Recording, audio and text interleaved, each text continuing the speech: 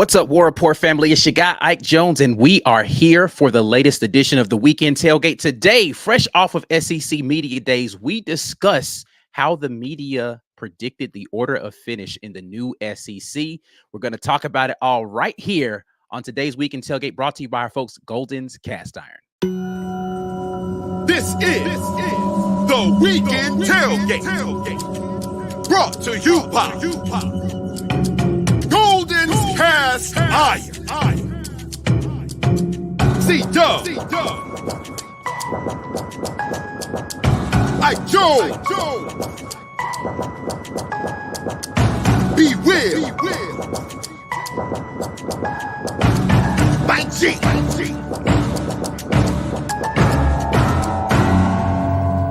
You are now listening to The Weekend Tailgate, brought to you by Golden's Cast Iron. Whether you work out, grill out, or chill out, Golden's Cast Iron's got something for you. Make sure when you head over there, you are using the link goldenscastiron.com/WR. Code Get Your Weight Up gets you 15% off of weights. Code TWR gets you $65 off of fire pits and Kamado grills.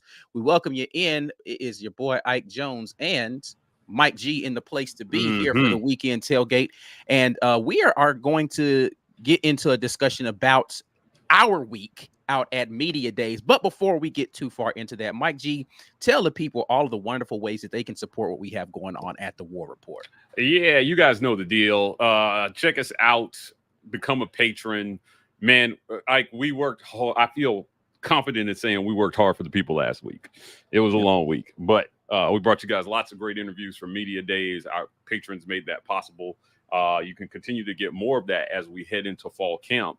We've got some other things that we're working on that I think you guys will really like, but we need your support. Hit that join button, become a patron. $5.99 a month will get you there. Also, you can give the gift of the War Report by hitting that gifted membership button. You guys have been doing a great job with this, and we want to continue to do this. So give the gift of the War Report, help somebody else join the Green Name Gang. Media Days, our appearance at Media Days last night was made possible by a lot of sponsors. Certainly first, but definitely not least, Golden's Cast Iron. Check them out at goldenscastiron.com/rapport. Use code Get Your Weight Up for 15% off the weights, and TWR for $65 off fire pits and Kamado grills. They make great stuff here. We use Golden's Cast Iron products here at the War Report. I got a grill for my dad for Father's Day, and we get lots of good family time out of it. You can too. Also, Media Days was made possible by Vintage 2298 Restaurant and Butcher Shop. If you're looking for a good meal, if you want to take your ladies out, fellas, Vintage 2298 at 2298 East University Drive in Auburn, Alabama, has you covered. Our guy, Chef Randall Baldwin, he's the owner over there. They're cooking up some good eats for everybody, so please go check them out. Let them know that the War Report sent you.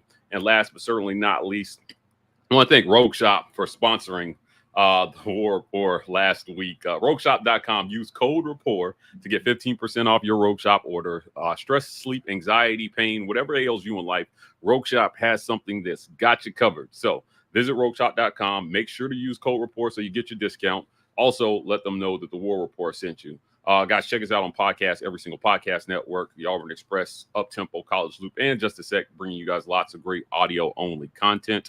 We appreciate you guys for supporting us on podcasts. Help us climb those podcast charts by leaving us a great review and making sure that your phone is set to automatic download every episode so you don't miss 1 second of the War Report on audio. All right, let's get into the conversation today. Again, last week, SEC Media Days, myself, Mike G, present for the action. Yeah. As in every Media Days, those of us who are privileged enough to attend as parts of the media get a vote in the preseason poll. The media does a poll on a lot of things, like, preseason all SEC teams. But today we are going to focus on the predicted order of finish that came out from SEC Media Days. And in the spirit of transparency, yeah, we voted. We voted, we are going to share with you our ballots today. Yes, we are. This is not something a lot of people are willing to do, put their name on it and say, this is what I said, this is how I voted. But we're going to put our names on it today so you all can see how we placed our votes during SEC Media Days. So I am fully prepared for people to tell me how much I don't know ball and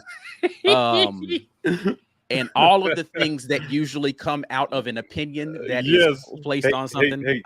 I'm fully prepared for all of those things, and I'm prepared to defend the choices that I made. So without further ado, we're going to first take a look at Ike Jones and his media ballot for SEC Media Days. Mike G, go ahead and drop it on. All right. So, guys, like I said, we voted. This is how Ike Jones voted Media Days. Listen, Ike was sharp, too. Listen, man, this man was GQ'd up for Media Days. All I had was polos and hoodies for y'all. But Ike came through with the GQ fashion, and he voted in GQ manner, starting with Georgia at number 1. I don't think that's a surprise to anybody. Yeah, I think I would wager that 80% of the ballots probably had Georgia at number 1. Right. Yeah. So don't know that for sure, but I think that's a safe bet. Your number 2 is curious here. I'm interested to hear from you here on Ole Miss. Why Ole Miss number 2? Yes, Ole Miss. Okay. You want to know why now? Yeah, 100%. All right, let's get into it. I'll put myself back on camera so we can talk about this. Ole Miss at number 2. I actually think that this is a super talented Ole Miss team, offensively and defensively. There just aren't any places that I look at that roster and say to myself, "Oh, I'm not really sure about Ole Miss right there." Like, they look like they have a good defensive front. They've been good offensively traditionally. I don't see any reason why that's going to change. So if you get an improved defense with already a good offense, I think this is a year in which Ole Miss can finish in the top 2 in the SEC. A question for you. So does no Saban have anything to do why you're voting Ole Miss here? Like, I mean, no divisions definitely does, right? Okay, like, all right. You know, if they had to win the West to get to Atlanta, I would feel a little bit less prone to probably go that direction, but they don't. And them even playing Alabama, they don't have to face Nick Saban. I think Lane Kiffin can potentially, get that win in that scenario. So, Ole Miss at number 2, I don't think is a crazy thought. I just think that, offensively, they're going to be good, and I think they'll be better defensively this season than they were last year, which will allow them to get it up there. This, I think I'm high on Ole Miss, so I don't hate it. I'm Ole Miss over Texas is a little surprising to me. Yeah, I mean, and I we can go back here. Contender that returns their QB, and I had Texas at number 3. The only reason why Texas is below Ole Miss on my ballot, as I'm looking at it right now, is I'm not convinced right now, based on what I know, how good Texas is going to be on the defensive front this season. They lost a lot last year in the guys that played the vast majority of their snaps. And so I just don't know. I don't know what I don't know about them. I've seen the guys that Ole Miss brought in from the portal play well up front already. So I just think defensive front is where I give the edge to Ole Miss right now. And that's the reason why I have them at 3 rather than 2. All right, I feel it. Lane Kiffin has a great opportunity. Kind of going back to Media Days, Ike. His father passed, on the Friday before. And so there was some question about whether he would actually be there.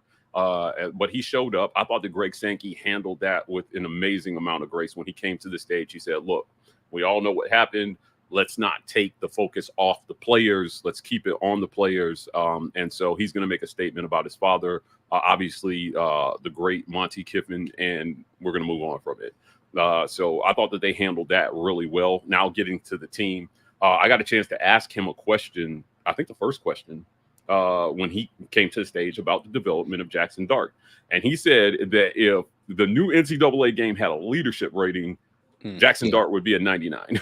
And I think that's high praise coming from Lane Kiffin, because he is a true QB guru. True one. Now, remember, last year, their only losses were to Alabama and Georgia. They won their bowl game. They had a really, really good Tulane win on the front end of the season. It ended up, I don't think anybody saw it as a quality win, but by the end of the season, that was a quality win. and they played everybody tough last year. Ole Miss might be formidable, and I don't see a world where they don't make a 12-team playoff. So I'm not, like I said, I didn't have them as high as number 2 right now, but I don't hate it. I like that. Texas, you know, it is what it is with them. Quinn Ewers, we'll see how they do in the SEC. Yeah, I wouldn't. I still don't put a QB guru title on Lane Kiffin. I think he's good at offense. I don't know how great he is at quarterback development, but he runs his offense to perfection. He does. I have those other guys at number 4 begrudgingly. I just don't think that they lost enough, and despite what I feel about the departure of Nick Saban and what it would do to the program in the long term, I just think in the short term they're still talented enough with a good head coach who he just coaches football well that they'll remain in the top 5 in the SEC. Tennessee is next up here at number 5 for me. I just think, again, offensively, Tennessee, Josh Heupel, they're going to be doing some things. Nico is still a question mark. Like, I don't know how good he is yet. And so I could be convinced that Tennessee would finish lower than this. But I am giving them a little bit of the benefit of the doubt because of who the head coach is there, that they will continue to do well and stay near the top of the conference this season. Texas A&M at number 6 here.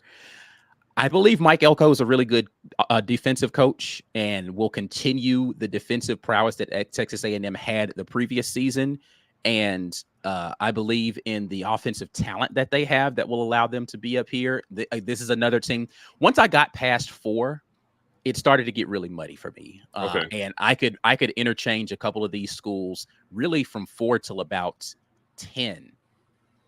I could say I could see them finishing in a different place than where they are right now. Really 11, right? Like, I just think that there's a tier right there from about 5 to 11 where I don't know, but I had to rank them some sort of way. Yeah, I'm surprised you have Texas A&M lower on this list.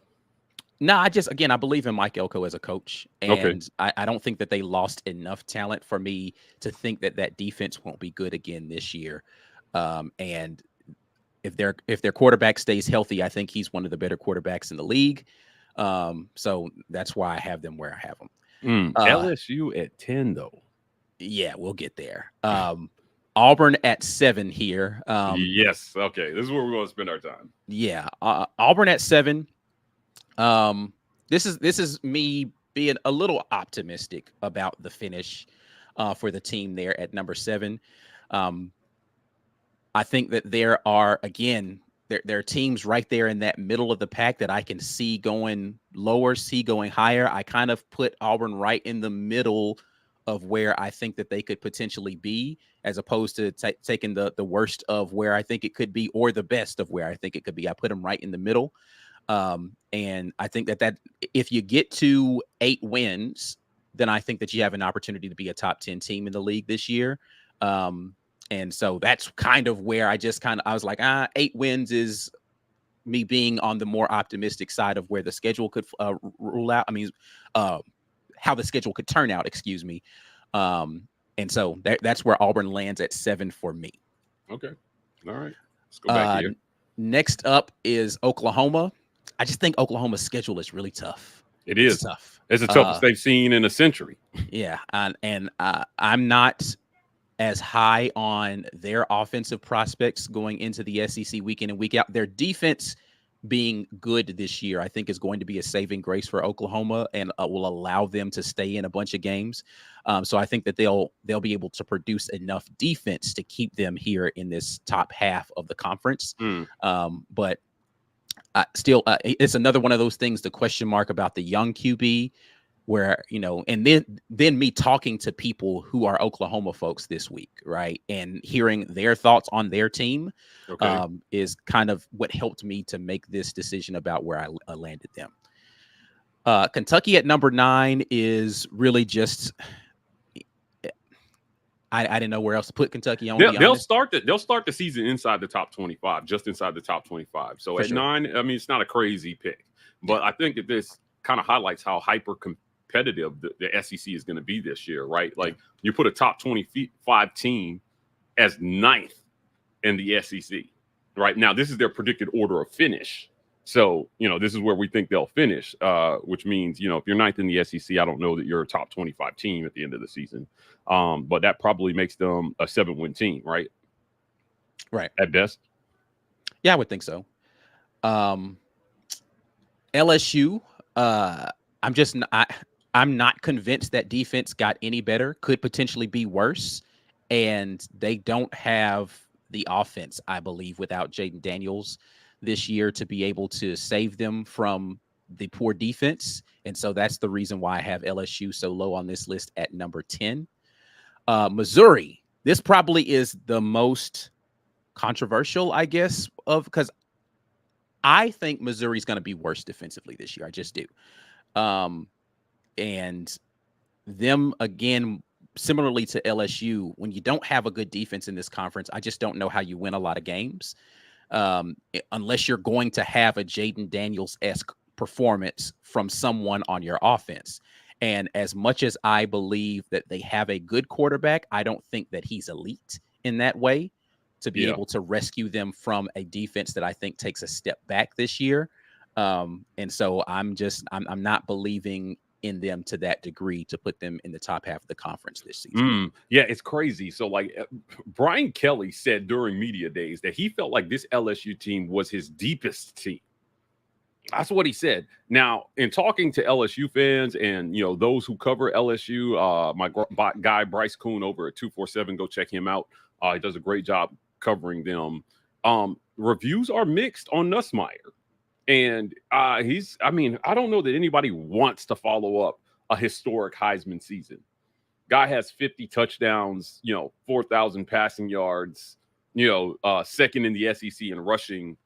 Jaden Daniels put on an absolute clinic on offense last year. And if they had an average defense, they would have been in the playoffs. Yeah. But they didn't make it. And so, again, I just think given how good they were offensively, and there are a lot of questions now, they hired a new defensive coordinator, and there's a lot of optimism about his scheme improving them greatly. But I still think they got a lot of problems on defense that I don't know is going to be solved in 1 year. So we'll be watching that. And again, that contributes to where I put them, right? This isn't about whether or not I think LSU is going to be good offensively. They will be. It's about how bad I think that defense is and how much that offense rescued that defense last year that I don't think that they'll be able to do. Rescued is a great word because that's exactly what they did. They rescued them. Yeah. So if you're not going to be able to have the rescue this year, I don't know how you finish it in 9 wins this season. Next up, I have Arkansas. Arkansas, I actually think will be better than a lot of people assume that they will be this season. I am more optimistic about Arkansas than I think most people are. How good they will be is still yet to be seen. I believe T. Will is a good defensive coordinator. I think that they have some potential to be better up front this season, particularly on the offensive line. And so I think that they'll be better than a lot of people think, but I just don't know that it comes together this year for them to be able to get more than 7 wins. Yeah. South Carolina, I put in a place of still trying to South Carolina offensively last year was very Jekyll and Hyde. And I think that they got worse this year, honestly, offensively, as much as I am not a fan of Spencer Rattler. And I think that he was a little overhyped every year for whatever reason. I think the arm talent was always there. I just don't think he put it together on the field consistently enough. He played well last season. Right. And I don't know. I think Lenore Sellers is good. I just don't know how good he can be immediately for them. And I don't believe that offensive line got better. And South Carolina may be a mess defensively again. So we'll see. But for right now, seeing is believing for me for South Carolina. That's why I have them there. Mississippi State, Jeff Lebby, I think phenomenal offensive coach. Don't think he's had enough time to get his folks in there to be able to run that offense the way that he wants to. And I don't know how that team gets better defensively. When you bring in offensive-minded head coaches, the defensive coordinator hire becomes that much more of an imperative. Right. And we'll see. Like we'll see with Mississippi State whether or not they get the defense figured out. That defense was good at times and then really bad at other times last season. I don't know that they've gotten that figured out in one off season with the change of administration like that. But we will see where that lands. But Mississippi State there at 14. Florida, Vandy at the bottom here. Vandy needs no explanation. They got 2 first place votes, so somebody's someone felt like they would be good, whatever. But I just think Florida's schedule is absolutely brutal, and I don't know how they survive that gauntlet with a good outcome. And Vanderbilt, I think, is just that they've been where they are, and I don't think this offseason they got drastically better. I think that they have an opportunity to get some dubs out there, but yeah, I just don't know how many of those are going to come in SEC play. Yeah. So it is what it is. Yeah, it's Florida, like I said, your ranking when I saw it, I was like, this is reflective of their schedule. It is probably the hardest schedule in the history of college football. 11 Power 5 teams. Florida's schedule is absolutely murderer's row. I think that Billy Napier would had a 7-win season would be a phenomenal job with that schedule and the team that he has. So I agree with you there. I mean, like, I have them finishing a little higher, or we'll jump to my ballot here. But like, any final thoughts on your ranking? Yeah, I just think that this is tough, right? Because I don't live in the world of these other schools, these programs as heavily as I'm in Auburn's, right? And so mine may reflect a little bit on what I feel from Auburn internally as to where I have them landing here and knowing less about these other teams. But again, I didn't just decide on my own. I did have a lot of conversations with a lot of people during media days that cover these teams a lot more closely than I do. And I took what they were saying about what they didn't like about their teams, mixed that in with some assumptions that I already had to be able to try to put this together.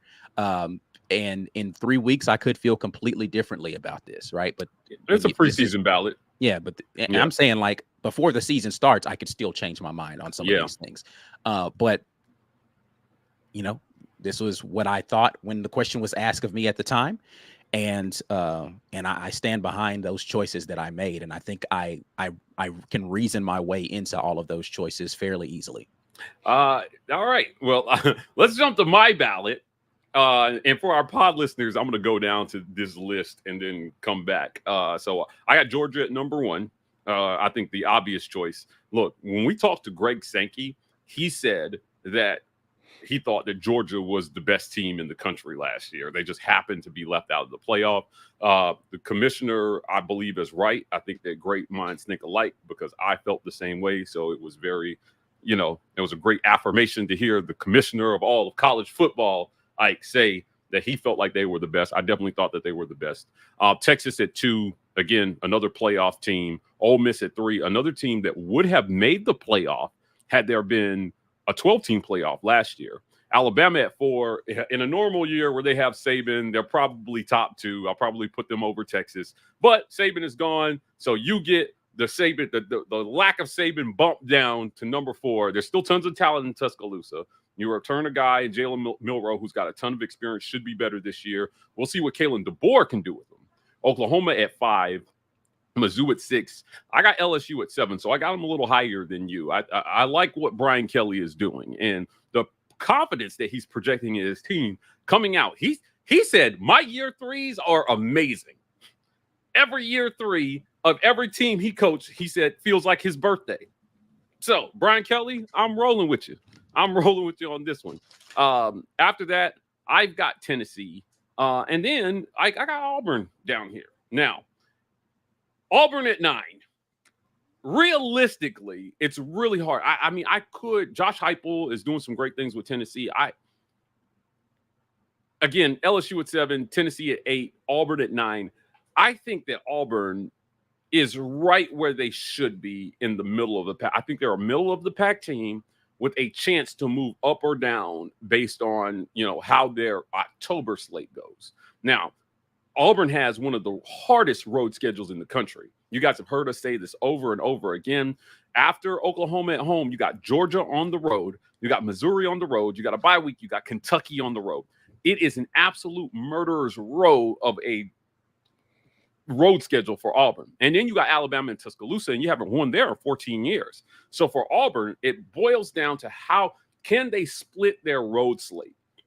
If Auburn goes 2-2 on the road, right, you got to get Kentucky. Let's just get that out there. You have to beat Kentucky and Lexington. But if you can split the road slate, you move up this list. You start bordering on 6, I think. If you can split that road slate, because that's hard. It's really hard. Outside of that, Texas A&M, the hell with them. I don't care. They're weird, so I'm not ranking them over Auburn. I'm not going to explain that any further. Florida here at 11. Now, Florida, they do have a hard schedule, and I still expect them to finish around 500. I like what they're doing. Graham Mertz returns, doesn't he, for another year? Yes. They got Graham Mertz back. He was one of the most accurate QBs in the conference last year. Kind of flew under the radar.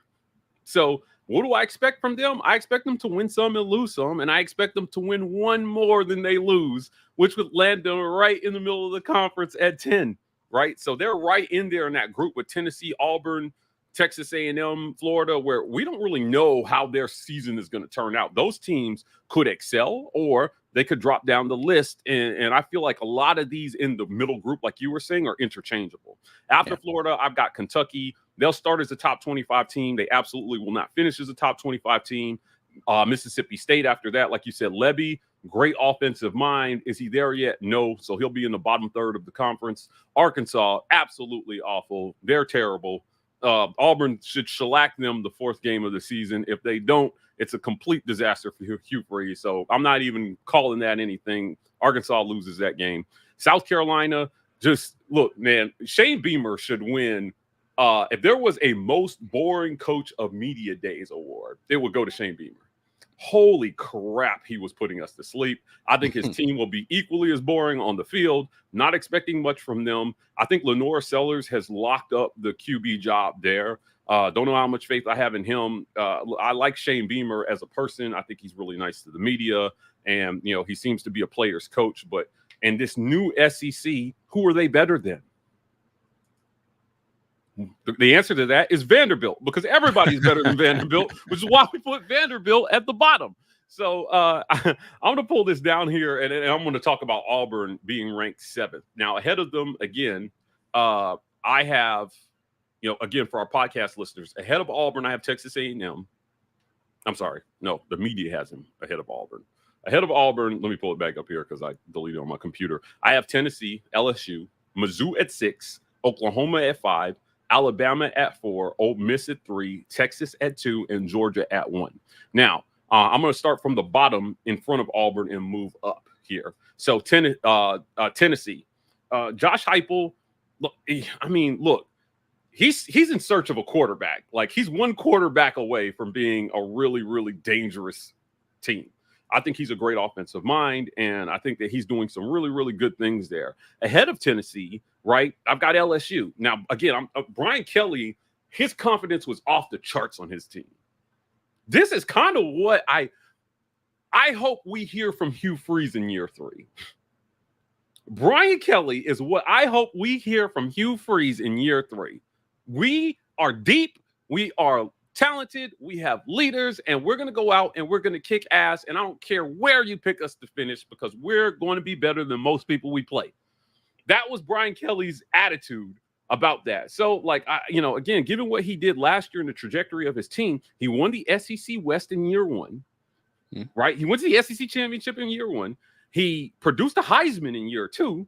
And year 3, I just wouldn't be shocked if he produces a playoff berth or another SEC championship. I keep an eye on them. As bad as they've been on defense, they still have 5 stars all over. They were recruiting at a really high level. They haven't really fallen off that much. Ahead of that's mine.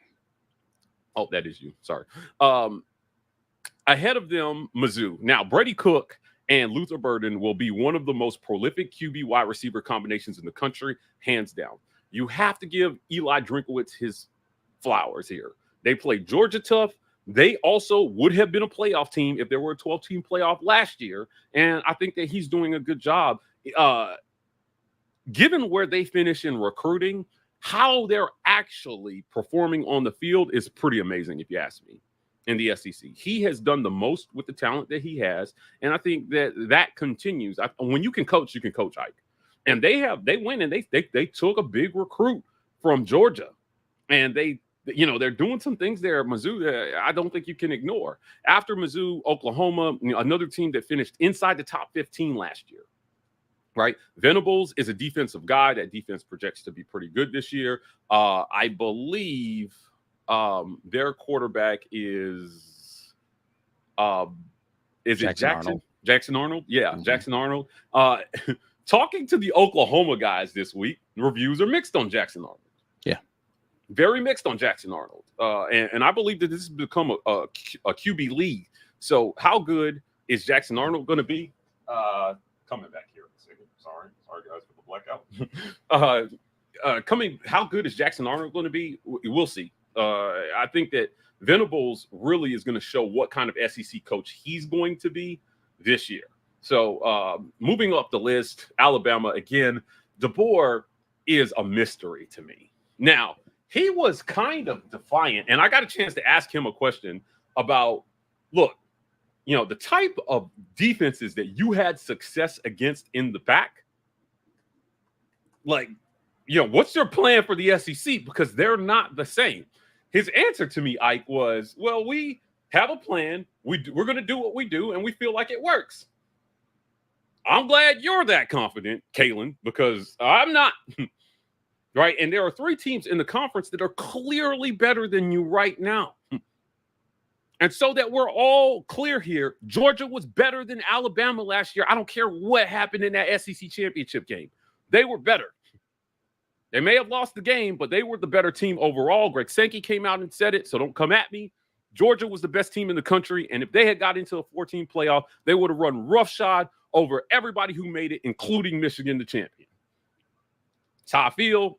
I mean, you are allowed to feel that way. They lost the game though, so they lost the game. Sure, Auburn was better than Bama for 3 3/4 of the game. Good teams lose games sometimes. Yeah. The teams that are not better than them. So it played out how it played out, but I still felt like they could have gotten into that playoff.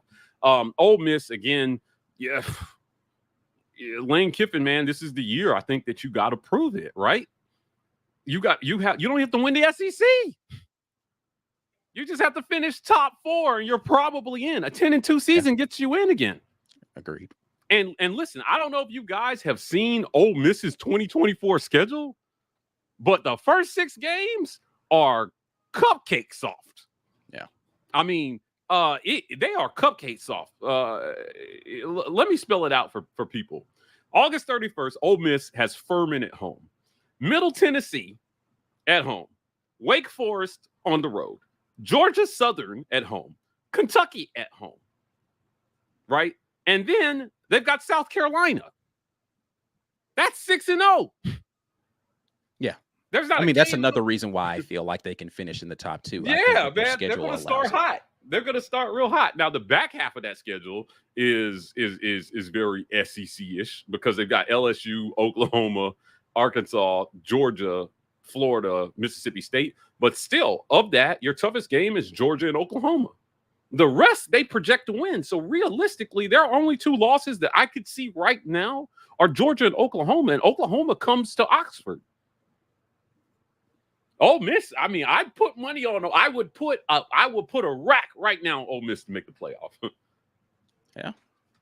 Barring injury. Yeah. If they don't make the playoff this year, then there's either disastrous injury situation or they've got some other problems somewhere. Yeah, because there's just no reason with the schedule and the talent that they have that they shouldn't. Mm-hmm. Now at the top, obviously Texas and Georgia both play. Texas was a playoff team last year. Georgia, we've talked to death. But I want to go back to the why I put Auburn at 9. Look, they were a 6-win team last year, but they were really close to an 8-win team, which would have put them in that just kind of below 3rd tier. Now, if they project to improve, a lot of people have more questions about the defense, I think, now than the offense. It's starting to come out defensively. What is Auburn going to be? But I've been parroting it. People are starting to catch on. My guy JD Piquel over on 3, Josh Pate, everybody's talking about the expected improvement of Peyton Thorne in year 2 of Hugh Freeze's system. Look at the clips of NCAA on Twitter. People are going nuts with Cam Coleman. They made him an absolute beast on that game. It's crazy. I think that he is that good, though. And Hugh Freeze thinks that he's that good. So he's put his faith in the pass catchers. Now, Peyton Thorne had a clip from Media Days, Ike, where he was talking about when he watched film on Keandre Lambert-Smith. Mm-hmm. And he said, hell yeah, this guy can ball. So he's going to sling it with more confidence. And I think what you saw last year was he didn't have a faith in the pass. He held on to the ball a little bit longer because he didn't have faith in the pass catchers. Some of that was on them. Some of that was on him. And then some of it was on the system and the play call and then the coaches. So the part that was on the receivers, we're going to find out. Was it truly on the receivers? Because you're not going to come in here and tell me Keandre and Cam suck. I'm not hearing that. I refuse to listen to any argument. Unless they're dropping wide open passes, I don't want to hear it. Yeah. So if Auburn gets the passing game together and the defense holds serve, on this list, they could absolutely jump Tennessee. They could be over LSU, depending on what happens there. And they could challenge Mizzou. Right? So they're bordering on top 5. And Oklahoma's schedule is so tough in year 1 of this SEC thing, who knows where they'll finish? I think Auburn could actually slip into the top 5 in the SEC. Now, that's 8-4, 9-3. Yeah, I had them a little higher, but that I'm thinking very similarly. I don't have as much confidence in. I have confidence the offense can be better. I'm not sure how much better Peyton Thorne can be.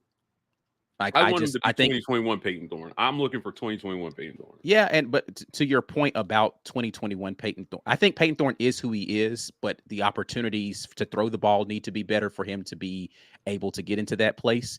But I think it's going to be largely dependent on how quickly the wide receivers get. I just don't think. I think Peyton Thorne is just kind of he is who he is. So everybody else being better makes the offense better. But does that mean Peyton Thorne got better? You know what I'm saying? Like having better statistics doesn't mean he played better. It just means he threw the ball more. Let me add this before we get to the break here. There was a question asked of Hugh Freeze during Media Days about what he felt his team's strengths were going to be. Mm-hmm. And he said, I hope it's the run game. Yeah. He said, I hope it's the run game. Was it me that asked him that question? I don't know who asked him the question. Yeah, it might have been in the big room. Yeah. I don't think it was on a one-on-one. But he said, I hope it's the run game. Jarquez Hunter got voted first team all SEC at running back. So, Josh Pate, Cole Kublik, like everybody who sat down with us said, I don't know why more people aren't talking about Jarquez Hunter. For sure. He bordered on 1,000 yards last year. Which he got voted to be first team all SEC running back. So maybe they're not talking about him, but they're not talking about it, but the votes reflected. Yeah, for sure. And that run game with him and Damari Alston has a chance to be really, really devastating.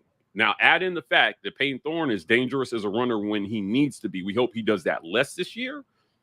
But if he is the same kind of danger at run, it adds another dimension to the offense, especially if you can pass the ball more effectively. So Auburn has upside that I think that nobody's seeing right now. I saw somebody said, give me 2009 Chris Todd and I'll be good. That guy, I mean, he set a record for touchdown passes that year under Gus. So I'm with you. I'm like, give me Chris Todd type performance, and Auburn has got a good bowl game and they're making some noise, and they may not win the SEC or make the playoff, but they have a chance to ruin somebody's chance to do that. Yeah, for sure. So it'll be interesting. No LSU, no Mississippi State, no Ole Miss on the schedule. You replace them with Oklahoma, Kentucky, and Mizzou. And I mean, who knows, dude? Mizzou hasn't had much luck against Auburn. Maybe Auburn can go into Columbia and get that win. I wouldn't project it as a win right now, but let me see how they look going into Oklahoma, and I might be ready to call something different. Just got to see how it plays out. I think that's, I mean, you started this talking about like people have more questions about the defense than they do the offense. And I'm the exact opposite, man. I have way more questions about what this offense can be than I do about what this defense is going to be. I am more optimistic about the defensive line than most people are. For me, the questions are in the secondary as to whether or not that unit that lost so much production from last year can be as good as because, you got to remember how many turnovers this Auburn team was forcing early in the season. A lot of that was interceptions coming from the secondary. And it wasn't because the defensive line was applying a bunch of they just played well in the secondary, very sticky. Ron Roberts had a good enough scheme that allowed it to be difficult for those teams early in the season. And Jalen Simpson was playing out of his mind. I have way more questions about this offense than I do about the defense. I think talent is everywhere, but it's going to come back down to how well can Peyton Thorne play. And I have to see it from him before I believe it. I got to see it. I don't disagree with that. All right, cool. Well, let's take a quick break here because we are way over the time. But we will get back into this conversation. And you've already seen it if you've seen it circulating around social media, internet, all that, where the media has it ranked. Again, this includes the votes from these two gentlemen you're hearing talk right now. But we'll see the total ranking there, and we'll talk about that. You are watching the Weekend Tailgate, brought to you by the good folks over at Golden's Cast Iron. This edition of the War Report is brought to you by our generous sponsors. The Opelika Rage Room in Opelika, Alabama. The Rage Room is a place where anger and stress find their ultimate release. Call or text 334-777-6688 to set up a session today, or check them out online at opelikaRageroom.com. Golden's Cast Iron. Whether you work out, grill out, or chill out, you deserve the best life possible, and Golden's Cast Iron is here to provide the tools to help you do it. Check them out at goldenscastiron.com. Definitely want to thank title sponsor goldenscastiron.com for sponsoring the War Report. Longtime sponsors now, well over a year in this thing with us. We appreciate them. Look, visit goldenscastiron.com/rapport to get 15% off your weights. I got a few here at the house. It's how, I don't know if y'all saw the gun show on the Fine Bomb show, but I had them out, Ike. They won't even let me in the airport with these things. You have to drive to media day, so you know. That's a good point. But goldenscastiron.com/report, helping keep us in shape and helping us eat good. Use TWR for $65 off fire pits and Kamado grills. This show is also brought to you in part by JOYMODE. Use JOYMODE.com to get yourself a little something here. Wait, where did it go? I'm sorry.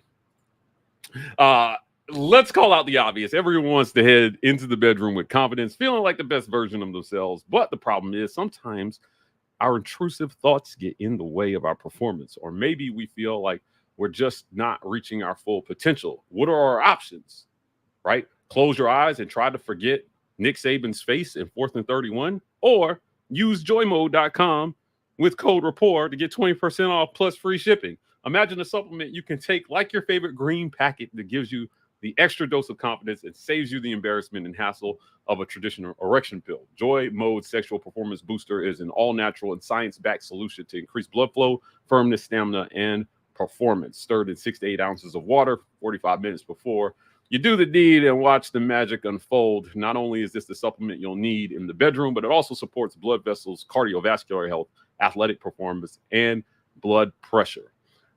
Use joymode.com, use code RAPPORT to get 20% off plus your free shipping. I got some samples here at the house. If anybody wants to try it, I'll send it to you. My blood pressure can't take it, but maybe yours can. All right. Before we get back into our conversation, let's see what they're talking about over here in the chat. We appreciate those of you who continue to chat with us, and welcome all of even the Sharices of the world who is copy and pasting the same thing over and over every week. I appreciate you coming through anyway. But we're going to start it off with super chats. Of course, JJ Brand says, will autographed 5x7s of Feinbaum guest Mike G be available in the World War online store? Yeah, I don't know about all that. I appreciate him for having me on. Hopefully you guys enjoyed that segment. I expect to be back on the Feinbaum show. You might even see Ike on there. So just watch out for the War Report, man. We're growing, for those of you who supported us going to Media Days, try to make the most of that opportunity. JJ jumps back in and says, Ike was SEC Mike at Media Days. If so, did y'all give him the side eye? Not only was he at Media Days, he was sitting right next to us at Media Days. And we have some content with SEC Mike that we're going to drop. Yeah. You're going to hate it. But I'm putting it out anyway because fuck it. We talked to everybody. He definitely said some interesting things during that sit down he had with Mike G. So yeah, we appreciate opposite and opposing views here at the War Report, contrary to what some would have you believe. And so yes, I did sit down with SEC Mike this year. I can't wait to drop those clips on social media. Next up here, let's see. Greg Wheatley jumps in and says, I sure hope we get some good news after Big Cat. I hate we lost that top 5, but hopefully we'll at least finish top 10. Alvin Henderson tweeted out, watch these next few days. He did. He said it. So he's keeping us on notice that there may be some surprises. They're not done in recruiting, guys. The season's not even, we haven't even started fall camp. Yeah. So I'll be up in Auburn at Big Cat. Yeah.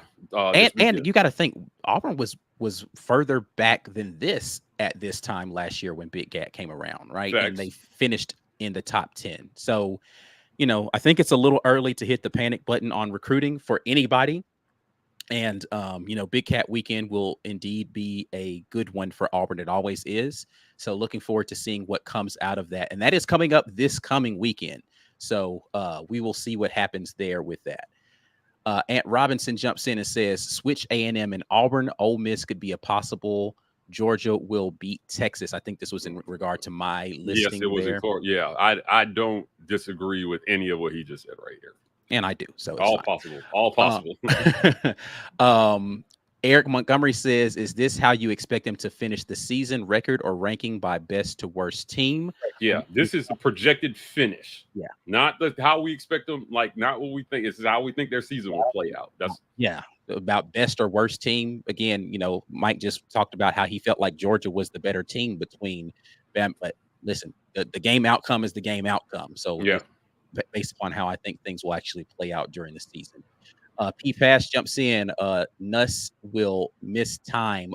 Offensive line's not very good. I don't want to predict anybody going down to injury, but I don't think he's as mobile as Jaden. Well, I know he he's is not as 100% not as mobile as Jaden Ellis. Yeah. And that will be again.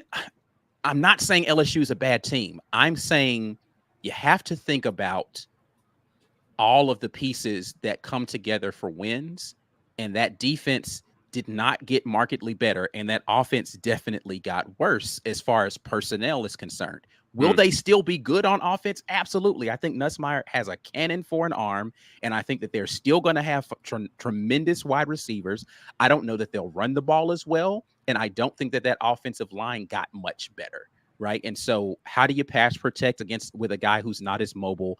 And if you're not going to have the QB to add to the run game, how well can you just purely run the football? I have questions about both of those things for LSU.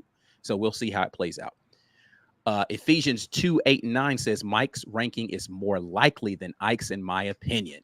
Thank you. I would say that neither is very far. It's all, I could see the logic in Ike's ranking. Let me go back. I'm gonna pull this out here just to make this point.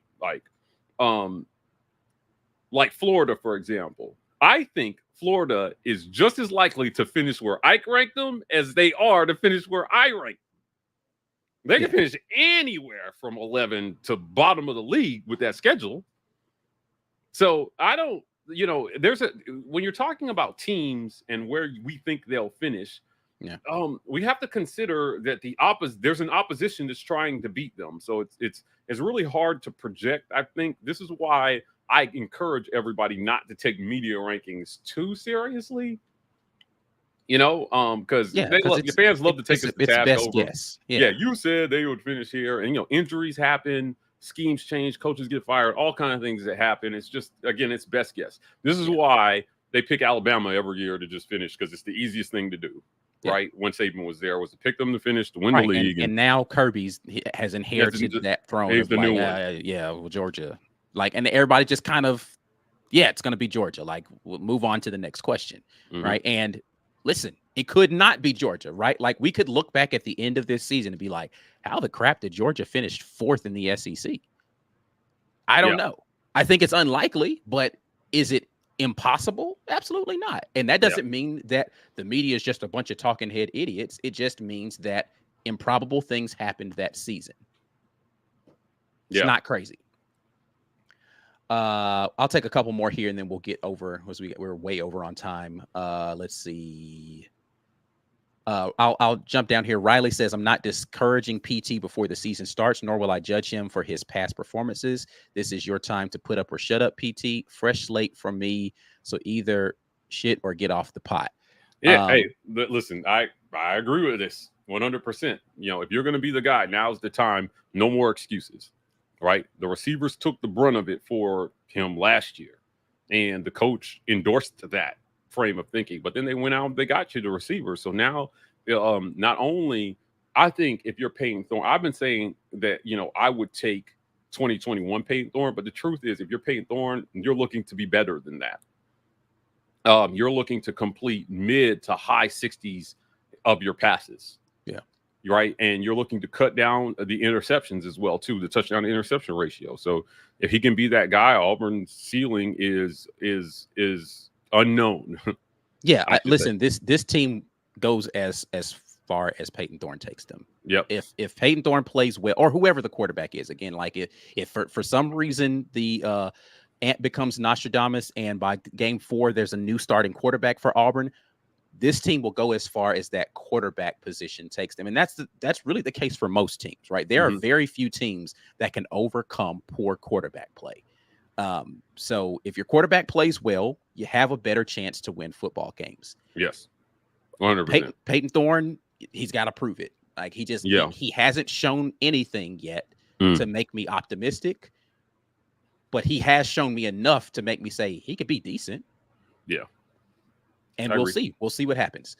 All right, let's get over into the media rankings in total. This is where the conglomerate of media had the entirety of the SEC ranked in predicted order of finish in their final ballot. Georgia, Texas, Bama, Ole Miss, top 4 there. Not much different than what we had, other than Bama being a little bit higher, right? So, and Ole Miss being a little bit lower. Next up, you've got LSU, Missouri, Tennessee, and Oklahoma rounding out the top 8. We've seen my ballot, we've seen Mike G's ballot, and kind of how we could juxtapose these, but the media is a lot higher on LSU, I think, than we are. Yeah. And maybe they bought Brian Kelly's speech. They did. Yeah. So next you've got Texas A&M, Auburn, Florida, South Carolina. And then rounding it out, there's somebody missing on here because this only has 15. Arkansas, Mississippi State, Vanderbilt. There's somebody missing from that ballot there, Mike. I don't know who the 16th. What team is missing from here? Oh crap! I don't know. Yeah, somebody's missing from there. And we'll correct that with the order here. But yeah, I think that the media is overall kind of this is kind of like chalk, right? Like this is what most people would predict as the finish if they were just blind ballots looking at the talent on the teams where they would finish. I think most people would land right around what the media did. You have traditional powerhouses being up towards the top, teams that are not as good traditionally towards the bottom, and teams that every now and then sneak up right there in the middle. So this isn't a crazy predicted order finish. I have the full thing here. It's Georgia, Kentucky. Texas, Bama, Ole Miss, LSU, Missouri, Tennessee, Oklahoma, Texas A&M, Auburn, Kentucky, Florida, South Carolina, Arkansas, Mississippi State, and Vanderbilt. Interesting thing that happened here on the ballot that happens every year. Somehow, Vanderbilt gets first place finish votes during SEC Media Days. Yes. They got 2 again this year. I don't know how it happens every year. I don't even remember seeing anybody from the Vanderbilt media be present at SEC Media Days. That's funny. Yes. Yeah, I don't remember. I don't remember seeing any Vanderbilt media there. Yeah. Not And a if they single were one. there, then great. I don't remember them. But Vandy got 2 first place votes. Receiving a first place vote as well was South Carolina, which, yeah, I don't know how you get there. LSU got 2 first place votes. Ole Miss got 4. That's not crazy to have Ole Miss have 4 first place votes with people thinking, the schedule's a little weak, team's a little better than they were last year. It could happen. Bama had 12 first place votes, which I'm fairly positive most of those came from Bama people, because I just don't think that the conference at large it's only 12 out of the 200 and some that were there, but still 12 first place votes. Texas with 27 first place votes, and Georgia with the lion's share, of course, at 165 first place votes. Yeah. Yeah, we've kind of already said, but this season has so many what ifs in it. And like every season, that right there in the middle, and I'll bring this back up just for everybody to be able to see, right there in the middle of this pack, I'd say anywhere from, again, number 6 to probably around 12. 12, yeah. I could see that order being flipped all kinds of ways. I think the top 4 to 5, I'm not as high on LSU. The top 4 is pretty consistent with what I think most people would say is going to be where the SEC lands. And those are the teams that are really, if you're putting a team in your top 4 here, you think that team has playoff potential. Well, here's the beauty of this schedule, I think, for Auburn. We talk about a different order of finish here. Auburn got voted in at 10. I had them at 9 in my ballot, so not far off where they ended. You had them at 7, so you gave them a little boost there.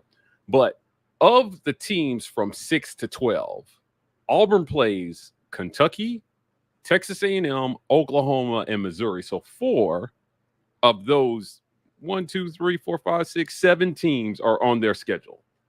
So if you are better than those teams, you're going to get a chance to prove it. Right. That's all I'm saying. Right. Like you got Mizzou on the road. You go in and you beat them you're in their house. You're better than them in their house. Not talking about a one-off fluke where you get home field cooking. I'm talking about going into their home in Columbia, Missouri, and beating their ass. Yeah. You're better than them, right? Oklahoma comes to Jordan-Hare for the first time. Welcome to the SEC. We heard player after player at SEC Media Day say Jordan-Hare is 100% the hardest place to play in the country. Yes. Georgia players were saying it. Alabama players were saying it. Everybody was saying it. That's not lip service, man. It's a tough place to go in and get a win. So they know that. We know that. And we'll see how it plays out. Texas A&M, remember, before Hugh Freeze took over, the battle of the 3-win teams felt like a Super Bowl. That's the SEC. Right. So Texas A&M, you got them on the schedule. They're just weird, man. You got to beat them. You can't lose to a bunch of Yale practice weirdos, right? Kentucky, they're Kentucky. Yeah, every once in a while they have a tough team, and you got to go on the road. But look, man, you got to beat them. Now, you don't play Florida and you don't play Tennessee. But I just think if you're Auburn, you have a chance to prove that you are about 4 to 5 spots higher than where they ranked you. Yeah. That's how far up the rankings Auburn can move. And if Alabama isn't Alabama this year, they came in at 3, but they could finish as low as 6. Alabama could finish as low as 6th in a 16-team SEC. Yeah, depending on what Oklahoma and Texas do. right? So I just don't know. I have questions about Kalen DeBoer and his system and the coaches that he's going, the quality of the coaching that he's going to face. That was the spirit of my question to him. The quality of the coaches that you're going to face week in and week out is going to be much higher than what you faced in the Pac. I'm sorry, Kalen, but the Pac sucks. Evidenced by the fact that they no longer exist. Factual. So it's going to be, there's a lot of movement that can happen here. Again, I like Ole Miss to finish the first half of the season higher than 4 because their schedule is cupcake soft. And you know, I asked Kirby Smart about his schedule, and he was like, I mean, he's got the toughest slate he's seen in a while. For sure. And when I was naming off his SEC road games, he was like, man, Mike, you forgot we played Clemson to open the season neutral site. Right. Yeah, they have it. And that's why I say, like, we could look up at the end of this and Georgia ends up with 3 losses on the season. I don't know, right? But what I do know is they've been a very good team for a long time. Mm-hmm. And they didn't lose the head coach that has allowed them to consistently. I think people don't give enough credit to how a head coach impacts a locker room. Yeah, for sure. Just the mentality that you bring into a game, into a season. Saban was the GOAT. Yeah, he was the GOAT. Let's be honest. And Kirby Smart is cut from that cloth, man. Right. And to the point that he's the GOAT, as much as well as Kirby Smart has recruited and coached and picked assistants and done a lot of things that, you know, he learned from Nick Saban, he only logged 1 win versus his mentor. Right. 1. He got a couple championships, but 1 in a year where he lost to them. Correct. Come on, man. Like, Saban was the GOAT. He's gone. So you're not going to tell me that you lose a guy like that and it's going to have no impact on your team. Right. Kalen DeBoer is just going to walk in and pick it up where Saban left off, and he's going to be baby GOAT. No. Yeah, I mean, and again, I do think that Kalen DeBoer is a really good coach. Yeah, sure. Right? And so they're going to have a good team. They're going to have a bunch of talented players. But there is something to be said about, again, just is he a better coach than Brian Kelly? I don't know if he's a better coach than Brian Kelly. I don't know if he's a better coach than Lane Kiffin. I don't know if he's a better coach than Steve Sarkisian. Right? I just named all. I mean, he's definitely not a better coach than Kirby Smart. Yeah, I think Kirby Smart's the best coach in college football right now. So, Of those I named, you're possibly the 5th best coach in the SEC. So depending on where, and you know, Hugh Freeze, he beat the GOAT twice. Right. So, and it's going to be much easier for him to recruit to Auburn than it was at Ole Miss. So if you give him Kirby level talent, I'm interested to see what he can do with it. I'm not saying that he will or he won't. I'm just saying that I think it's a discussion, and we'll see how it plays out this year. Hugh Freeze has got to move the needle forward, man. He's got to get it. Like 2025 has to be a markedly better year than 2023 was. And he's got to take steps there. There's not going to be any monumental leap. This year has to be one in like 5 steps that he has to take to getting this team into 12-team playoff championship contention every year. So we'll see how it goes. But the schedule sets up well for Auburn. It's one of the easiest that they've had in a very long time, Ike. They've not had a schedule, and it's still hard as hell, but they, you know what I mean? The road slate, again, Georgia, Missouri, Kentucky, Alabama, is one of the hardest in the country. But you got 8 home games. So, you know, if they can get the 8 at home and steal 1 on the road, that's a 9-3 team. And I think that Hugh Freeze turns in a top 3 class after a season like that. Yeah, listen, if the results on the field start lining up closer to the expectations when Hugh Freeze was initially hired for Auburn to be consistently competitive, then I don't know how you don't turn in an amazing recruiting class, because that's really the only thing that's stopping like there's really 2 big things that you can use as negative recruiting right now for Auburn, right, which is they haven't been very good recently, even with the new coach there, right? And so you just don't know how good a team he can produce. So if you start producing winning seasons, 7, 8, 9 wins, you throw that narrative out, right? And then the other thing, well, that's real. The thing that's tied to that really is just job security. Like, how long is Auburn going to keep a coach, right? And so, do you want to be tied to that? But then the other portion that people are just not seeing from Auburn is the consistency of putting guys in the league, specifically offensive skill players, right? You don't have a bunch of wide receivers and quarterbacks getting to the NFL from Auburn. They've got to change that, and they have an opportunity to change that with Coach Hugh Freeze. And I don't think that starts with Peyton Thorne, but I think you have the opportunity with whoever's the next up to be a guy where they say, okay, he can get guys to the league. Look what he did with X, right? Or whoever that next person is. Right.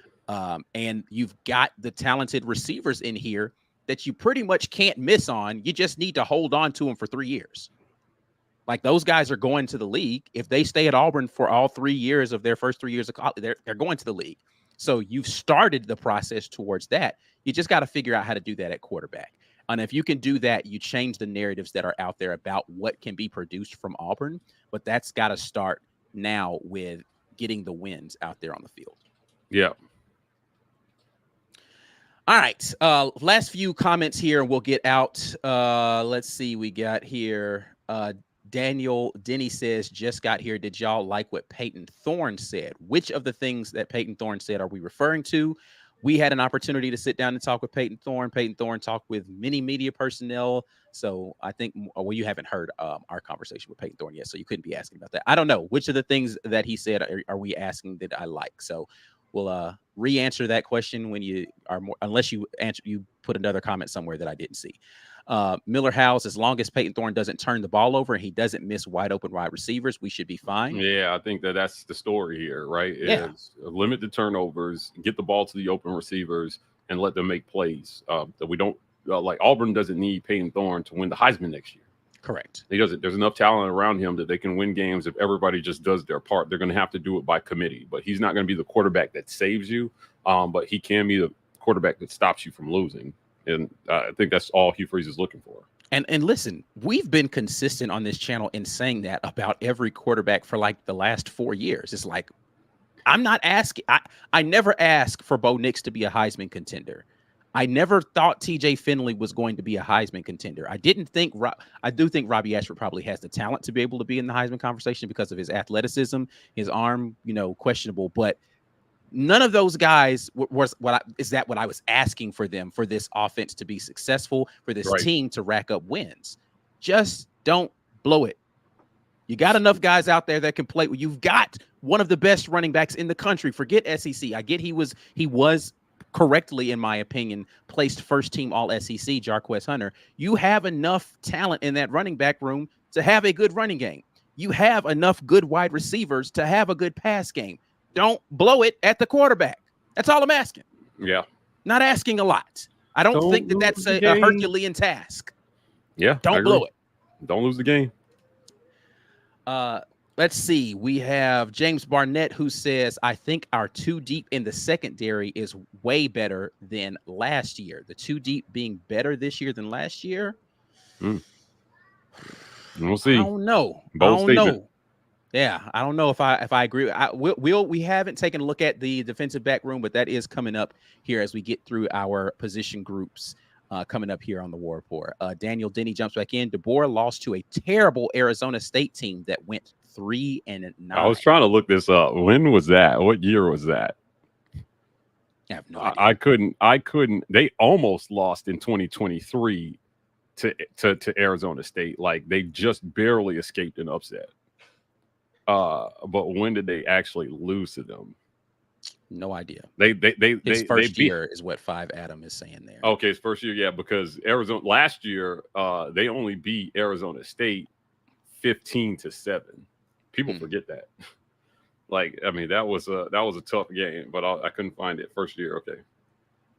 Yeah, so I mean, I think it's so crazy. Like, none of these coaches are unbeatable, man. Look, Nick Saban in his first year lost an inexplicable game. It happens. Coaches have crazy losses on their resume.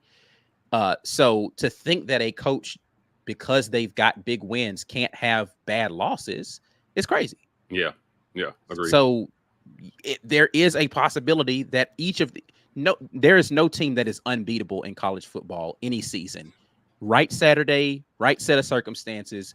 you can go out there and you can get a win, right? But we're going with the more likely thing based upon the history of the team and the talent that exists on there. Kalen DeBoer can get got next year. We will see if it actually happens. 5 Adams says that Ole Miss is like Penn State, which is not unfair. Not unfair, yeah. They're a team that just is, they've traditionally been just below the top tier teams in their conference and inexplicably will lay an egg out there in a game where they shouldn't have and push them out of that conversation for a conference title. And Penn State and Ole Miss seem to do it every single season that they've had good teams. They'll have good teams, and then they'll go out there on the field and screw it up some kind of way. That's not an unfair statement there. And they're still broken ugly. Sticky the Goat says Auburn is shocking the world this year. I hope that's in a positive way because you can shock the world and like only win 3 games. So yeah, I think 8 wins would shock the world, honestly. So I don't know if that's world. I think 9 wins is shocking the world. I think 9 is shocking the world. 8 wins, I think, is overperforming the vast majority of expectations, but that's not a shock. I think with 8 wins, you have a shock the world win, right? Like I could see there that. might be a shock the world win in there. Yeah, that makes us. I mean, we'll see again. Shock the world is 8 wins means you probably first 5, right? You win those. Is beating Oklahoma a shock the world win? You get Vandy and Missouri might be and La Monroe on the back end. That gets you to 7 if you win your first 5. So to get to 8 wins, that means you beat Missouri or Texas A&M or Kentucky. I don't think any of those are. Yeah, Missouri might be. I don't think that's a shock the world win. If they're undefeated going into that game and you go on the road and beat them, I do think that's a shock the world win. I don't think that's a shock the world win. I think that again, that's an unlikely pick today, but I don't know that the world is. I think that there are people who still just kind of see Missouri as this team that kind of got lucky last year, and I don't know if they're going to follow it up. I don't know if that's shocking to me is going on the road and beating Georgia. Shocking to me is going on the road and beating Bama. I don't know that it's shocking to beat Missouri or it's shocking to beat Kentucky. But again, is it surprising? Yeah, maybe. But I don't know about. I ain't gonna be like, oh my God, I can't believe. I don't know if I'm ready to go there. All right, let's get up out of here though. We've talked way too long about all this stuff. Mike G, tell the people about all the things they can do to help support the channel. Hey, listen, I want to thank title sponsor Golden's Cast Iron for sponsoring us. Longtime sponsors of the War Report. We appreciate them. Visit goldenscastiron.com/report. Use code Get Your Weight Up for 15% off your weights and code TWR for 65% off fire pits and Kamala grills. These are lifetime products. Great stuff. We own their products here at the War Report. You should too. Also want to thank show sponsor JOYMODE. Visit usejoymode.com for 20% off plus free shipping at code Rapport. Look, if you need a little help with your lady in the bedroom, JOYMODE has you covered. It's good for other things too, athletic performance, cardiovascular health. They're doing great things over there, so we appreciate them for sponsoring us. Also want to thank Vintage 2298 Restaurant and Butcher Shop for sponsoring us. You guys are in the Auburn area and you're looking for some good eats, Vintage has you covered. Go visit them. Let our guy Chef Randall Baldwin know that we sent you. Also rogueshop.com. Visit rogueshop.com and use code Report for 15% off everything that ails you in life: pain, sleep, stress, anxiety. The Rogue Shop has you covered. Longtime sponsors as well. Our guy Richard over there is a great guy. Check us out on podcasts, every single podcast network: Auburn Express, Uptempo, College Loop, and Just a Sec, bringing you guys lots of great audio only content. Yes, indeed. The War Report Gaming channel out there. Got my guy is doing his Dynasty stuff over there now. So you guys make sure you check out Dustin, his Road to Glory is up on the War Report Gaming channel. If you haven't already shared the video, hit like on the video, subscribe to the channel. You can follow us on social media at the War Report. That's Twitter, Instagram, Facebook, TW Report on TikTok. We'll be back at you guys later on this week with so much more. Big Cat Weekend coming up. We'll be previewing that and doing a lot of great things from there. But until the next time, and as always, War Eagle. War Eagle.